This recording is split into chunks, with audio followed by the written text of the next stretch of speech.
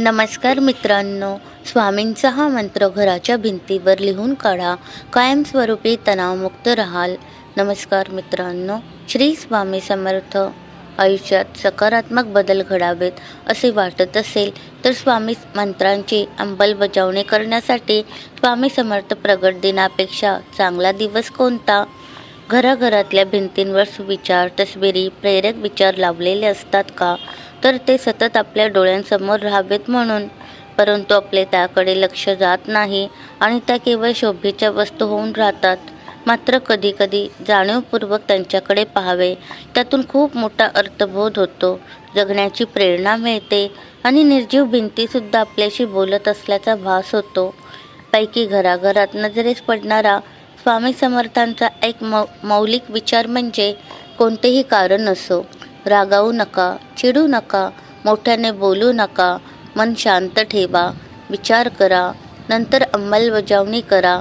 त्रास फक्त तुम्हालाच, मनशांतीसुद्धा तुम्हालाच. विचार ही एक विलक्षण शक्ती असून तुमचे भले करण्याचे प्रचंड सामर्थ्य तुमच्या विचारांमध्ये आहे. म्हणून विचार बदला, नशीब बदलेल. हे विचार नित्य आचरणात आणलेत तर आपले आयुष्यच बदलून जाईल. आजच्या काळात क्षणाक्षणाला लोकांचा राग उफाळून येतो, भांडण तंटे होतात, अपशब्द काढले जातात, वैरभाव निर्माण होतो. रागारागात आपले आणि दुसऱ्याचे मनस्वास्थ्य बिघडते आणि वरचेवर रागावण्याच्या मनस्ताप करून घेण्याच्या सवयीमुळे उच्च रक्तदाब, मधुमेह, हृदयविकार इत्यादी आजारांना शरीरात स्थान मिळते. आमरण गोळ्यांचा ससेमिरा सुरू होतो. अकाली आजार, शस्त्रक्रिया, मृत्यू ओढावणे हे प्रकरण तिथेच थांबत नाही, तर पुढची पिढी तो वैरभाव सुरू ठेवते आणि हे दुष्टचक्र असे सुरू राहते. यासाठीच या सुविचारात म्हटले आहे की कोणतेही कारण असो, छोटे किंवा मोठे, रागावू नका. राग येण्याची क्रिया स्वाभाविक असते, परंतु क्षणभर त्या भावनेवर मात केलीत तर राग आणि पुढील संभाव्य परिस्थिती नियंत्रणात आणता येते. सरावाने राग नियंत्रणात आणता येतो, त्यासाठी फक्त तो एक क्षण सावरता आला पाहिजे. रागाच्या भरात आपण मोठ्याने बोलतो, अपशब्द काढतो, जे ध्यानीमनीही नसते तेही बोलून जातो. याचा परिणाम म्हणजे तो क्षण निसटून जातो, पण शब्द मागे राहतात. यासाठी त्या क्षणी मन शांत ठेवा, विचार करा. विचार कसला? तर खरेच रागावण्याची गरज आहे का?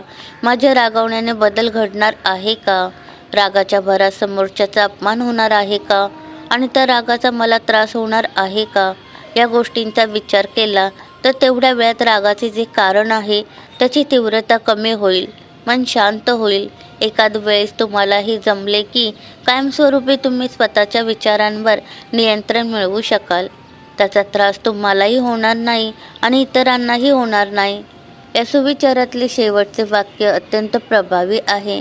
ते म्हणजे, विचार ही एक विलक्षण शक्ती असून तुमचे भले करण्याचे प्रचंड सामर्थ्य तुमच्या विचारांमध्ये आहे.